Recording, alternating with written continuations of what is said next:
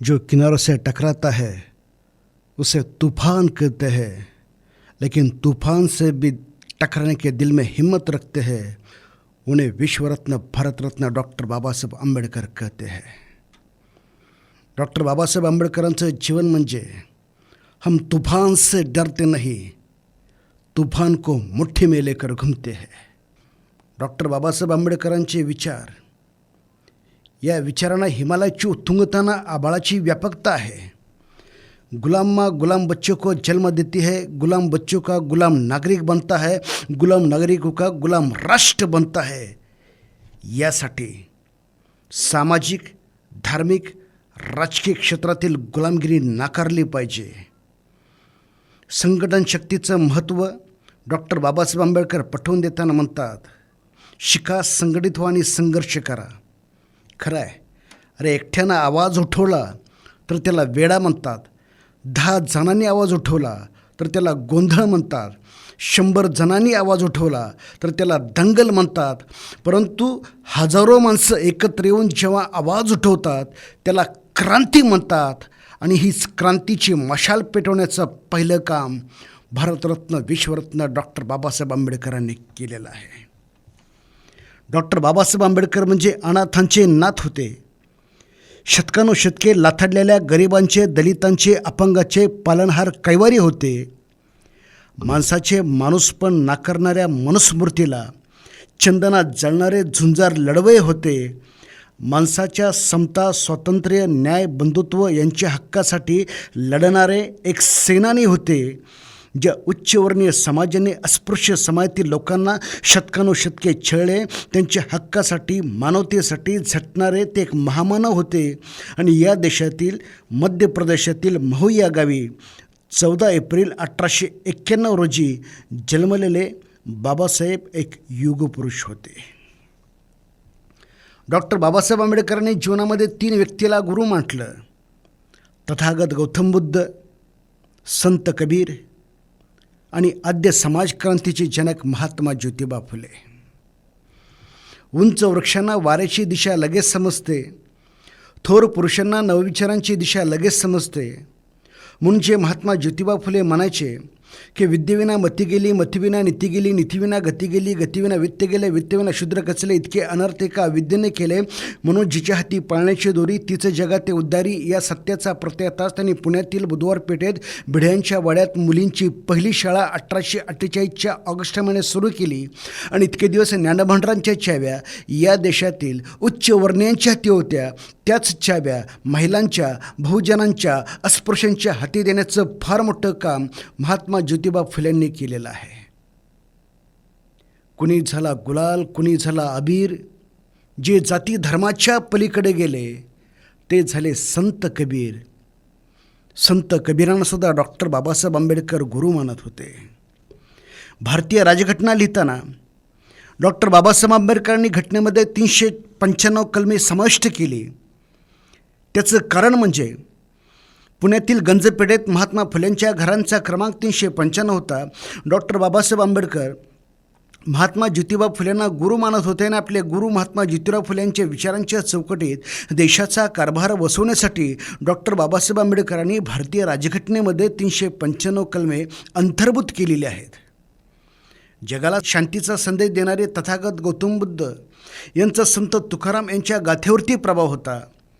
तथागत गौतम बुद्ध, संत कबीर यांना बाबासाहेब गुरु मानत होते. छत्रपती शिवाजी महाराज संत तुकाराम महाराजांना गुरु मानत होते. मूकनायक या वृत्तपत्राचे ब्रीदवाक्य संत तुकाराम महाराजांचे अभंग होते.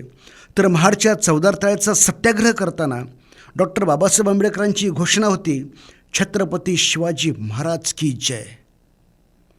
डॉक्टर बाबासाहेब आंबेडकरांचं एक लेटर पॅड होतं आणि त्या लेटर पॅडवरती ढाल आणि तलवार अशी चिन्ह होती आणि त्यावरती जय शिवराय अशी अक्षरं होती. लोकशाहीर अण्णाभाऊ साठे यांनी आपली फकीरा कादंबरी डॉक्टर बाबासाहेब आंबेडकरांच्या झुंजार लेखणीस अर्पण केली. तथागत गौतम बुद्ध, तुकोबा, शिवबा, ज्योतिबा, बाबासाहेब, अण्णाभाऊ ही जी विचारधारा आहे ती विचारधारा आपण समजून घेतली पाहिजे. भारतरत्न डॉक्टर बाबासाहेब आंबेडकरांना बिकट परिस्थितीतून शिकवणारे भारताचे पितामह सुभेदार रामजी आंबेडकर बाबासाहेब शिक्षण घेत असताना काबाड कष्ट करून घारीच्या काळजानं घर सांभाळणाऱ्या रमाई आंबेडकर यांचं योगदान फार महत्त्वाचं आहे. भारतरत्न डॉक्टर बाबासाहेब यांचे संसदीय कामकाज शिक्षण देणारे संस्था निर्माण करण्याचे एक स्वप्न होतं. ती आज काळाची गरज आहे. जेव्हा संसद 3 दिवस बंद पडते तेव्हा 5 कोटी 10 लाख रुपयांचं नुकसान होतं आणि दर सेकंदाला 36,000चे नुकसान आहे.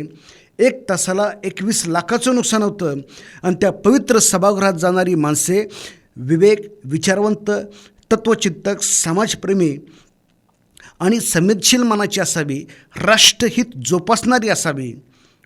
म्हणून तर डॉक्टर बाबासाहेब आंबेडकर म्हणतात, चारित्र्यहीन आणि विनयहीन मनुष्य हा पशुहून भयंकर असतो. सुशिक्षित माणसांचे शिक्षण गरीब जनतेच्या हितास विरोधी असेल तर तो समाजाला शाप ठरतो. अशा सुशिक्षितांचा धिक्कार असो.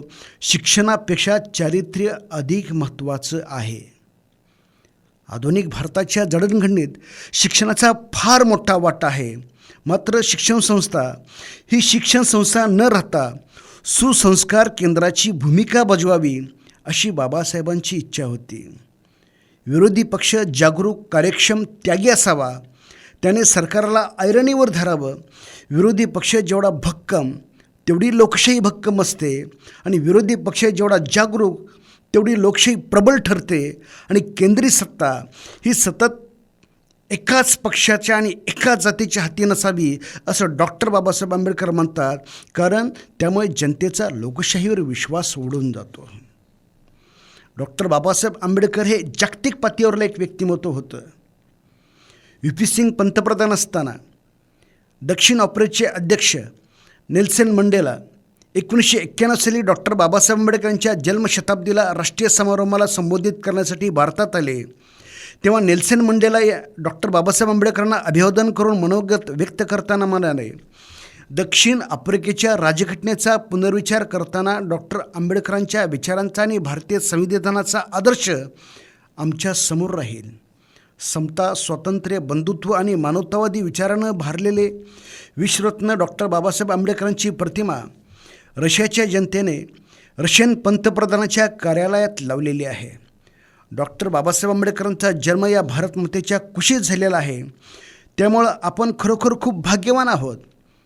भारतात शेजारील शत्रुराष्ट्र म्हणजे पाकिस्तानमध्ये विचारवंतांची परिषद भरली होती.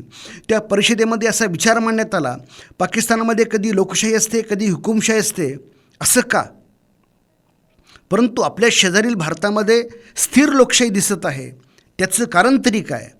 या परिषदेमध्ये पाकिस्तानमधील राजकीय तज्ज्ञ व्यक्तीने असा मुद्दा मांडला की भारताच्या लोकशाहीचा भक्कम पाया म्हणजे भारताची राज्यघटना आहे आणि भारताची राज्यघटना भारतरत्न डॉक्टर बाबासाहेब आंबेडकरांनी लिहिलेली आहे. भारतीय लोकशाहीच्या इमारतीचा पाया भक्कम आहे. त्यामुळे जागतिक पातळीवर एक प्रगल्भ आणि भलाढ्य राष्ट्र म्हणून भारत देशात ओळखला जातो. भारतरत्न डॉक्टर बाबासाहेब आंबेडकरांचा जन्म या भारत देशात झाला. त्यामुळे खरंच आपण फार भाग्यवान आहोत. ज्या कालखंडामध्ये भारत देश स्वातंत्र्याच्या उंबरठ्यावरती होता, स्वातंत्र्याचा प्रकाश या देशात येणार होता, त्यावेळेस इंग्रज म्हणत होते की भारतीयांना राज्यकारभार करता येणार नाही, आमचं ब्रिटनमध्ये गेलेलं जहाज भारतीयांना परत बोलावं लागेल. परंतु भारतीयांच्या दृष्टीनं अभिमानाची बाब म्हणजे जगातील सर्व राज्यकारभारांचा सूक्ष्मपणे अभ्यास करणारे ज्ञानतपस्वी भारतरत्न डॉक्टर बाबासाहेब आंबेडकरांनी जगातील अनेक राज्यघटनांचा अभ्यास करून बौद्ध विहारातील बौद्ध भिक्षूंचा लोकशाही तत्वानुसार चालणारा कारभार अभ्यासून डॉक्टर बाबासाहेब आंबेडकरांनी भारतीय राज्यघटनेची निर्मिती केली. आणि आधुनिक भारताच्या राज्यघटनेत डॉक्टर बाबासाहेब आंबेडकरांनी भारतीय लोकशाहीचा पाया भक्कम केला आणि जगातील सर्वात मोठी लोकशाही भारत देशात असेल हे स्वप्न प्रत्यक्षात कृतीतून सत्यात उतरवलं. डॉक्टर बाबासाहेब आंबेडकरांनी जी पदे भारतीय शासनाविषयी स्वीकारली त्या पदाची उंची त्यांनी स्वीकारल्यामुळे वाढली. 1942 ते 1946 या कालखंडामध्ये डॉक्टर बाबासाहेब आंबेडकर हे मजूर मंत्री होते. या खात्यासह बाबासाहेबांकडे बांधकाम, पाटबंधारे, ऊर्जा या महत्त्वाच्या खात्यांचा कारभारसुद्धा होता. बाबासाहेबांची प्रगल्भ बुद्धिमत्ता आणि व्यासंगामुळे त्यांच्याकडे ही जबाबदारी देण्यात आली होती आणि ही खाती भारत देशात प्रथमच निर्माण करण्यात आलेली होती. दुसऱ्या महायुद्धानंतर जगातील सर्व देशात जलविकास आणि ऊर्जा यासंबंधी विचार करण्याची गरज भासू लागली आणि भारत देशातसुद्धा ऊर्जा आणि जलविकास ही दोन खाती सुरू करून या दोन्ही खात्यांचा स्वतंत्र कारभार डॉक्टर बाबासाहेब आंबेडकर यांच्याकडे सोपवून या दोन्ही खात्यांना आकार आणि योग्य दिशा देण्याची जबाबदारी बाबासाहेबांकडे देण्यात आली होती. डॉक्टर बाबासाहेब आंबेडकरांनी जल ही राष्ट्राची संपत्ती असून त्याचं योग्य वितरण झालं पाहिजे, व्यवस्थित वितरण झालं पाहिजे. पाण्याच्या अभावामुळे राष्ट्राला अनेक संकटांना समस्यांना सामोरं जावं लागतं. पाण्याचा अभाव असेल तर त्याचा त्रास संपूर्ण राष्ट्रालासुद्धा होऊ शकतो आणि बाबासाहेबांच्या दूरदृष्टिकोनातून भविष्याचा वेध घेऊन प्रवासासाठी, व्यापारासाठी नौकानयन आणि जलमार्गाचा देखील चांगल्या पद्धतीनं उपयोग करता येईल यावरती जास्त अभ्यासपूर्ण आराखडा आखला जाऊ लागला आणि जलविकास प्रश्न हा देशाच्या विकासासाठी संबंधित आहे आणि त्यामुळे जलविकासाचा निर्णय केंद्रीय पातळीवर घेण्यात आला पाहिजे. कारण जलविकासाचा प्रश्न हा राज्यापुरता मुळीच मर्यादित नाही. विविध राज्यातून वाहत जाणाऱ्या नद्यांच्या पाण्याचा प्रवाहाचा वापर करून, समुद्र किनाऱ्यांचा योग्य वापर करून 5 एप्रिल 1945मध्ये मध्यवर्ती जलमार्ग, जलसिंचन, नौकानयन असे आयोग स्थापन करण्यात आले आणि याची जबाबदारी डॉक्टर बाबासाहेब आंबेडकरांवरती समर्थपणे सोपवली आणि पेलली गेली. आधुनिक भारताच्या जडणघडणीत जलसिंचनाचा वापर राष्ट्र उभारण्यासाठी करण्यात आला आणि ऊर्जा विकासाद्वारे औद्योगिक आणि घरगुती वापरासाठी उद्दिष्टे साध्य करण्यात आली. भारत देशाचं सर्वात वैशिष्ट्य म्हणजे भारत देशाला तिन्ही बाजूंनी समुद्र आहे आणि या समुद्र किनाऱ्यावर भारताची अनेक मोठी शहरं वसलेली आहेत. आज प्रवाशांच्या दळणवळणासाठी बस, रेल्वे, मेट्रो वाढत्या लोकसंख्येनुसार कमी पडत आहेत, परंतु आज आपण शहराच्या किनाऱ्यावरून जलमार्गाचा योग्य वापर करू शकतो. निसर्गानं जे आपल्याला वरदान दिलं आहे त्याचा आपण योग्य वापर केला पाहिजे. शहरातील वाहतुकीची होणारी कोंडी, प्रदूषणामुळे पर्यावरणाचा बिघडत चाललेला समतोल यावर प्रभावी उपाय स्वातंत्र्यपूर्व कालखंडात बाबासाहेबांनी आराखडा तयार केला, तो उपयोगात आणला आणि आज भारत सरकारनं जलमार्ग वाहतुकीसाठी 4,000 कोटीची योजना आखलेली आहे आणि भविष्यात याच योजनेच्या विस्तारीकरणाची गरजसुद्धा आपल्याला भविष्यात पडणार आहे. डॉक्टर बाबासाहेब आंबेडकरांचे प्रखर ध्येयवादातून दामोदर खोऱ्याचा धाडसी निर्णय घेण्यात आला.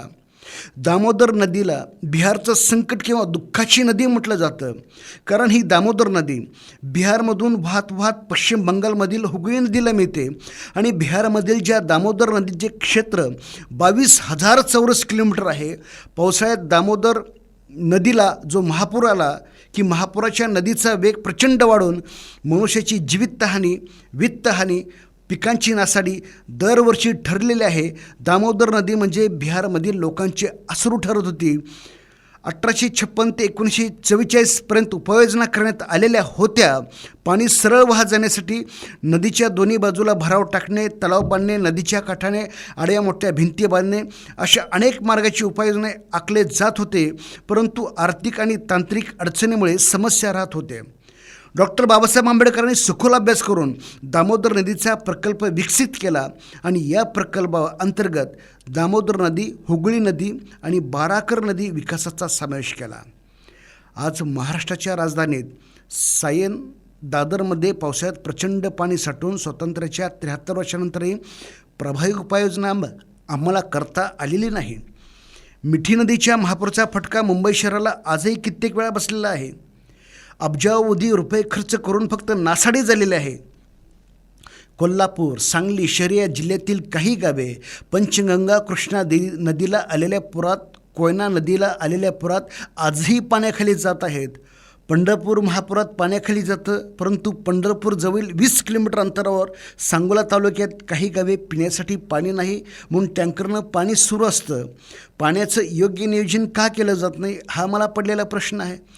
उजनी धरण 100% भरलं तरी वर्षाखेरीस भीमा आणि निरा या नदीकाठची गावे शेतीच्या पिण्याच्या पाण्यासाठी ताणलेली असतात. मुंबईमधील पाण्याच्या पावसाळ्यात योग्य निचरा होण्यासाठी आम्हाला जपानवरून तज्ज्ञ लोकांचं पथक अभ्यासाला बोलावं लागत असेल तर IIT आणि प्रगत तंत्रज्ञानयुक्त शिक्षणासाठी आम्ही जो अब्जावधी रुपये खर्च करतो यातून पदव्यांची भेंडोळी घेऊन बाहेर पडणारे पदवीधारक नेमके करतात तरी काय? एखाद्या योजनेच्या विकासातून राष्ट्राची प्रभावीपणे उभारणी होत असते आणि त्याच ध्यासातून डॉक्टर बाबासाहेब आंबेडकरांनी अनेक प्रकल्प उभे केले. डॉक्टर बाबासाहेब आंबेडकर हे रोम, अमेरिका या देशात शिक्षणासाठी गेले होते. तेथील प्रगत जीवनशैलीचा त्यांनी अभ्यास केला. अमेरिकेतील टेनेची खोरे विकासच्या योजनेधर्तीवर दामोदर खोरे विकसित करण्यासाठी डॉक्टर आंबेडकरांनी ध्यास घेतला आणि टेनेसी अथॉरिटीचे अभियंता हुरिडियन यांच्यावर आराखड्याची जबाबदारी सोपवण्यात आली आणि या प्रकल्पातील जलसाठा क्षमता, सिंचन क्षमता, ऊर्जा निर्मिती क्षमता, धरणग्रस्तांचे पुनर्वसन, नौकानयन आदींचे नियोजन करण्यात आले. फक्त 4 वर्षात डॉक्टर बाबासाहेब आंबेडकरांच्या सक्षम नेतृत्वामुळे दामोदर खोऱ्याला गती मिळाली. डॉक्टर बाबासाहेब आंबेडकर यांच्याकडे मजूर मंत्री या खात्याचा कारभार तसेच ऊर्जा खातेसुद्धा देण्यात आले होते. वीज निर्मितीचा अभ्यास करून डॉक्टर बाबासाहेब आंबेडकरांनी राष्ट्रातील जनतेला मुबलक स्वस्त दरात वीज मिळावी यासाठी आग्रह धरला. डॉक्टर बाबासाहेब आंबेडकरांनी भारताच्या वीज धोरणाचा आराखडा आखताना वीज उत्पादन, वीज विकास आणि वीज पुरवठा याबाबत राष्ट्रीय धोरणे आखली. ऊर्जा हा विषय जागतिक पातळीवर फार महत्त्वाचा आहे. अमेरिकेच्या राष्ट्राध्यक्षपदासाठी हिलरी क्लिंटन निवडणुकीस उभ्या राहिला त्यावेळी त्यांनी ऊर्जा हा विषय घेऊन निवडणूक लढवली. माझ्याकडे सर्व जगाला ऊर्जा पुरवठा करू शकेल असा निश्चित कार्यक्रम आहे, त्यामुळे ऊर्जा हा विषय प्रगत देशात किती गंभीरतेने अभ्यासला जातो हे महत्त्वाचं आहे. डॉक्टर बाबासाहेब आंबेडकरांनी स्वतःच्या संबंधी अशी वैयक्तिक स्वप्न कधीच नव्हती, तर त्यांचं स्वप्न राष्ट्र उभारणीसंदर्भात होती. राष्ट्राला प्रबल आणि सामर्थ्यवान बनवणारी होती. अलौकिक बुद्धिमत्ता आणि प्रखंड विद्वत्तेच्या जोरावर बाबासाहेबांनी जागतिक पातळीवर स्वतःचे अस्तित्व स्वकर्तृत्वानं सिद्ध केलं. अमेरिकेतील कोलंबिया विद्यापीठाने जगातील सर्वश्रेष्ठ 100 विद्वानांची यादी तयार केली आणि त्यामधून डॉक्टर बाबासाहेब आंबेडकरांना प्रथम क्रमांक दिला. कोलंबिया विद्यापीठानं ही यादी एका शिल्पात करून विद्यापीठाच्या दर्शनी भागात झळकवण्यात आलेली आहे आणि शिल्पाचे अनावरण अमेरिकेचे राष्ट्राध्यक्ष बराक ओबामा यांच्या हस्ते करण्यात आलं होतं. डॉक्टर बाबासाहेब आंबेडकरांचं परराष्ट्र धोरणसुद्धा आपण समजून घेतलं पाहिजे. आधुनिक भारताच्या जडणघडणीत देशाच्या परराष्ट्र धोरणाचा फार मोठा वाटा असतो. जगातील एकमेव राजघटना भारताची आहे की ज्या राजघटनेमध्ये कलम 51मध्ये भारताच्या परराष्ट्र धोरणाविषयी मार्गदर्शक तत्त्वे सांगितले आहेत. राष्ट्राच्या विकासासाठी, राष्ट्राच्या हितसंबंधासाठी, राष्ट्राच्या सामर्थ्यासाठी, संरक्षणासाठी, व्यापारवृद्धीसाठी, परस्पर सामंजस्याने सलोख्याचे संबंध प्रस्थापित करण्यासाठी परराष्ट्र धोरण आज महत्त्वाचं ठरत आहे. पंतप्रधान पंडित नेहरू यांच्या कालखंडात परराष्ट्र धोरणामध्ये अंतर्गत सुरक्षेवर आणि भारताच्या प्राधान्यक्रमावर भर दिला पाहिजे असं मत होतं. भारताचं आजपर्यंतचं परराष्ट्र धोरण अलिप्तवादी धोरण होतं. सर्वांशी चांगलं संबंध प्रस्थापित करताना आपण अलिप्त राहून सर्वांना समान मानावं हे परराष्ट्र धोरणाचं प्रमुख उद्दिष्ट होतं. परंतु त्याचा तोटा असा असतो की भारत आंतरराष्ट्रीय राजकारणात एकटा पडत होता. आपल्या मतांचा, विचारांचा पुरस्कार करणारे मित्रराष्ट्र हवे आहेत, कारण संकटात ते मदतीला उतरतात असं बाबासाहेबांचं मत होतं. दुसऱ्या महायुद्धात भारत इंग्लंडच्या बाजूने युद्धात उतरणार हे भारतातील व्हाईसरॉय जाहीर करतात. भारताची बाजू विचारात न घेता आमचे निर्णय तुम्ही का घेता, आमचे निर्णय तुम्ही घेता कामा नयेत असं स्पष्टपणे खडे बोल सुनावणारे त्या काळातील झुंजार नेते एकमेव होते ते म्हणजे भारतरत्न डॉक्टर बाबासाहेब आंबेडकर. 1949 नंतर चीन हा साम्यवादी देश बनला. अमेरिकेला चीनबरोबर मैत्री करायची होती, पण जवळीक सत्ता आली नाही. त्यावेळी अमेरिकेसोबत भारताने व्यापारी संबंध घनिष्ठ करणे काळाची गरज आहे त्यावेळी बाबासाहेबांनी सांगितले. परंतु पंडित नेहरूंनी रशियाची जास्त मैत्रीचं संबंध प्रस्थापित केले. परंतु रशियाचे आज तुकडे तुकडे झाले. एकसंघ रशिया तुकड्यात तुकड्यात राज्यात विभागला गेला आणि रशियाची जागतिक पातळीवर ताकद कमी होत गेली आणि 1998 ते 2019मध्ये आम्ही परराष्ट्र धोरणात अमेरिकेच्या मित्र राष्ट्रात अधिक जवळ आलो. भारतानं अलिप्तवादी धोरण बाजूला ठेवलं, त्यामुळे आज शत्रुराष्ट्र पाकिस्तानला मदत करणारे चीनवर आपला फार मोठा वचक आहे, तो अमेरिकेतील मैत्रीमुळे. बाबासाहेबांनी त्यापैकी सांगितलं होतं की केवळ युरोपच नव्हे तर पूर्वेकडील छोटी छोटी राष्ट्रे यांची आपले संबंध अतिशय चांगले पाहिजेत. पूर्वेकडील राष्ट्र म्हणजे ब्रह्मदेश, व्हिएतनाम, इंडोनेशिया, कंबोडिया यासारखे देशाबरोबर आपले संबंध आजही चांगले आहेत. आज जागतिक पातळीवर काही लष्करी गट तयार होत आहेत. भविष्यात अणुयुद्ध झाले तर संपूर्ण जग धोक्यात येण्याची शक्यता आहे. संपूर्ण मानवजात संकटात येण्याची शक्यता आहे. अमेरिकेचे पंतप्रधान वर्ल्ड ट्रेड सेंटरच्या इमारतीवर अफगाण दहशतवाद्यांनी हल्ला करताच अमेरिकेचे तत्कालीन संरक्षण मंत्री म्हणतात की एका हातात स्टेनगन घेऊन आणि शत्रूच्या पाठीवरून हात फिरवून सांगितले तरच ते ऐकतात. याच अमेरिकेने संपूर्ण अफगाणिस्तानातील दहशतवाद्यांचा बिमोड करण्यासाठी अफगाणिस्तान बॉम्ब वर्षावाने भाजून काढला. पाकिस्तानची दहशतवादी तडे उद्ध्वस्त करताना भारताने हवे हल्ला केला. भारत आज बदलतो आहे. चीनशी मैत्री करून भारतानं गाफील राहू नये याची सूचना बाबासाहेबांनी अनेक वेळा केली. 1949मध्ये कम्युनिस्ट चीनला संयुक्त राष्ट्राचे सदस्यत्व मिळावे यासाठी भारताने जोरदार मागणी केली. नेहरू मागणी करताना सर्वात पुढं होतं. पंचशील धोरण हे बुद्ध धर्माचा अविभाज्य घटक असताना या धोरणाचा चीनकडून अवलंब होताना दिसून येत नाही. तर तिबेटात नागरिकांवर अन्याय होत आहे. बाबासाहेबांचे विचार नेहरूने अंमलात आणले नाहीत. हिंदी चिनी भाई भाई हा नारा चीनने भारतवर 1962ला आक्रमण केले आणि लाखो एकर जमीन गिळंकृत केली. त्यावेळी संपूर्ण राष्ट्राला बाबासाहेब समजले आणि नेहरूसुद्धा समजले. आज नेपाळची अर्थव्यवस्था जवळजवळ भारतावरती अवलंबून आहे. श्रीलंकेला शांतीसेना पाठवून आम्ही यापूर्वीच फार मदत केली आहे आणि या राष्ट्राला शक्तीसुद्धा दिली. बांगलादेशाशी आज आमच्या राष्ट्रीय पातळीवर संबंध चांगले असले तरी अंतर्गत शक्तीचा आम्हाला आजही धोका आहे. भारत अवकाशयान चांद्रयान मोहीम सोडत आहे, मंगळयान सोडत आहे. पाकिस्तान मात्र प्रतिगामी विचारांचे राष्ट्र आपल्यातच घुसखोरी करायला बघतोय. पाकिस्तानची अर्थव्यवस्था ढासळत चालली आहे. तेथील लष्कराचा राजकीय सत्तेवर असणारा प्रभाव हा परराष्ट्र धोरणास प्रतिकूल आहे. पाकिस्तानी लष्कर आणि दहशतवादी हे पूरक अशांतता निर्माण होईल असे वर्तन करताना दिसतात. भारताने मात्र 3 युद्धात पाकिस्तानचं कंबरडं मोडलं आहे. 370 कलम हटवल्यामुळं पाकिस्तानने थैथयाट सुरू केला आहे. पण काश्मीर प्रश्न हा भारताचा अंतर्गत प्रश्न आहे आणि जागतिक पातळीवर बलाढ्य राष्ट्रांनी भारताला पाठिंबा दिला. कारण डॉक्टर बाबासाहेब आंबेडकरांनी भारतीय राज्यघटनेमध्ये कलम 51मुळे परराष्ट्र नीतीला यशाची मधुर फळं लागली आणि त्यामुळेच 370 हे कलम हटवता आलं. निवडणुकीचे झाडे लावून गुलाबाची अपेक्षा करता येत नाही. दैववादावर भरोसा ठेवून कर्तृत्वाच्या वृक्षाला फळं येत नाही. जांभळाच्या झाडाखाली तोंडगुडे ठेवून बसलं तर जांभूळ तोंडात पडेल काय? प्रयत्न केल्याशिवाय काही मिळत नाही. तर्कशुद्ध विचार करणं हे माणूस असण्याचं पहिलं लक्षण आहे. नवस करीत बसण्यापेक्षा प्रयत्न करीत राहा. नवं असं घडेल, काही घडेल. स्वतःच्या मनगटावर विश्वास असणाऱ्याला दुसऱ्याच्या सामर्थ्याची भीती कधीच वाटत नाही. अशा सामर्थ्याला हरवण्याचं धाडस नीतीसुद्धा कधीच करत नाही. आज आम्ही नव्याची उभारणी करण्यावर आपली ऊर्जा केंद्रित केली पाहिजे आणि परिवर्तन तेव्हाच घडत असतं. डॉक्टर बाबासाहेब आंबेडकरांनी वाचन संस्कृती जोपासली. सुभेदार रामजी आंबेडकरांनी बाबासाहेबांमध्ये ध्येय निर्माण करून ज्ञानाचे उत्तुंग शिबिर काबीज करायला लावले. तो आदर्श आजच्या पालकांनी डोळ्यासमोर ठेवला पाहिजे. आपण जसे मित्र निवडतो तसं आपण लेखकसुद्धा निवडले पाहिजे. बाबासाहेबांनी लिहिलेली पुस्तके वाचली पाहिजे. बाबासाहेबांचं जीवनचरित्राचा अभ्यास सखोल केला पाहिजे. त्यांच्या विचारवाटेवरून आपण पावलं टाकली पाहिजे. पुस्तक हे संस्कृतीचं मस्तक असतं. त्यासाठी फुलेवाद आणि आंबेडकरवाद समजून घेण्यासाठी त्यांनी लिहिलेली पुस्तकं मनन चिंतन करून जीवनात उपयोगात आणली पाहिजे. भारताच्या जडणघडणीत डॉक्टर बाबासाहेब आंबेडकरांनी प्रबोधन, संघटन आणि संघर्ष ही एक परिवर्तनाची वाट आहे आणि ही वाट त्यांना पुस्तकातून सापडली.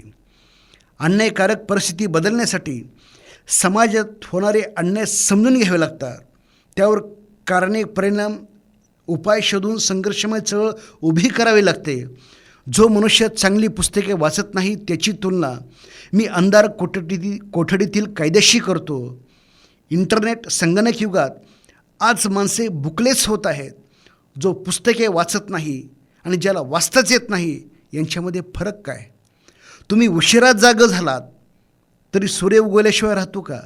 जी माणसे वाचतात ती माणसे न वाचणाऱ्यांच्या सहज पुढं जातात. प्रगतीचं गौरी शिखर गाठतात. बाबासाहेब म्हणजे संविधानाचे शिल्पकार, थोर समाजसुधारक, प्रखर विज्ञानिष्ठ, प्रखर ज्ञानसूर्य, विचार स्वातंत्र्याचे खंदे पुरस्कर्ते. बाबासाहेब एक प्रखर देशभक्त. या भारत मातेसाठी या राष्ट्रभक्तांनी जे केले आहे, हा देश खरंच भाग्यवान. असे ज्ञानपुरुष, महामानव या भारत मातेच्या कुशीत जन्माला आले. डॉक्टर बाबासाहेब आंबेडकरांचे व्यक्तिमत्व फार प्रभावशाली होतं. बाबासाहेबांची उंची 5 फूट 7 इंच होती. बाबासाहेबांचं वजन 180 पौंड होतं. छाती 44 इंच होती. बाबासाहेबांचं हस्ताक्षर अत्यंत सुंदर होतं. बाबासाहेब नियमित व्यायाम करत होते. बाबासाहेब सकाळी वर्तमानपत्र वाचल्यानंतर चहा नाश्ता घेत असत. रात्रभर वाचन करून पहाटे पहाटे झोपी जात. एखादा उद्योजक वेळेचा उपयोग धन मिळवण्यासाठी करतो. बाबासाहेब प्रत्येक वेळेचा उपयोग ज्ञान मिळवण्यासाठी करत असत. बाबासाहेबांची जीवनातील शेवटची इच्छा म्हणजे एखाद्या निर्जन निबिड अरण्यात ग्रंथालय उभारून तेथे प्राचीन ऋषीमुनी आणि तत्ववेत्ते यांच्याशी संभाषण करीत उर्वरित आयुष्य कंठावं, अशी बाबासाहेबांची अखेरची इच्छा होती. मधुमेहामुळे दृष्टीस त्रास होतो. आपली दृष्टी जाईल या भीतीने बाबासाहेब खूप रडले. माझी दृष्टी गेली तर माझे जीवन अर्थशून्य होईल, कारण मी पुस्तकाशिवाय जगू शकत नाही. पुस्तकावरती हृदयाच्या अंतःकरणापासून प्रेम करणारे खरोखर डॉक्टर बाबासाहेब आंबेडकरांचा आदर्श आजच्या युवा शक्तीनेच नव्हे, देशातील प्रत्येक नागरिकांनी समोर ठेवला पाहिजे. 6 डिसेंबर 1956 डॉक्टर बाबासाहेब आंबेडकरांची प्राणज्योत विझली गेली. बाबासाहेबांना मधुमेहाच्या विकारामुळे मज्जातंतूंचा असह्य असा आजार झाला. बाबासाहेब झोपेतच असताना त्यांचे प्राण गेले. एखाद्या वणव्याप्रमाणे ही बातमी पसरली. हजारो चाहत्यांची गर्दी जमली. रात्रीची विमानाने बाबासाहेबांचा देह मुंबईत आणण्यात आला. पंडित जवाहरलाल नेहरू बाबासाहेबांच्या निवासस्थानी आले होते. तत्कालीन कालखंडातील गृहमंत्री गोविंद वल्लभ पंत, दळणवळण मंत्री जगजीवन राम यांनी मुंबईला विमानाची सोय केली. मुंबईत बाबासाहेबांचा देह येतात हजारो कार्यकर्ते बाबासाहेबांच्या देहाच्या अंतिम दर्शनाची वाट पाहत होते. दादर येथील निवासस्थानी लाखो माणसांनी दर्शनासाठी गर्दी केली. 7 डिसेंबरला मुंबईतील सर्व कारखाने, कापडगिरण्या, रेल्वे कारखाने, शाळा, महाविद्यालय बंद झाले. दुपारी 1:30 वाजता मिरवणूक सुरू झाली. माणसांची 2 मैल रांग लागली होती. आयुष्यभर ज्यांनी दीनदलितांसाठी संकटाचे प्रहार झेलले, त्याच बाबासाहेबांच्या देहावरील फुलांच्या हाराचा ढीग दर 5 मिनिटाला दूर करावा लागत होता. सायंकाळी 7:30 वाजता दादरच्या स्मशानभूमीत मुलाने चिथीला अग्नी दिला. जनसमुदाय दुःख सागरात बुडाला. शेजारीच असणारा सागर लाखो लोकांचे दुःख पाहून गहिवरला. प्रणाम बाबासाहेब, प्रणाम. कोटी कोटी प्रणाम. जय हिंद, जय महाराष्ट्र.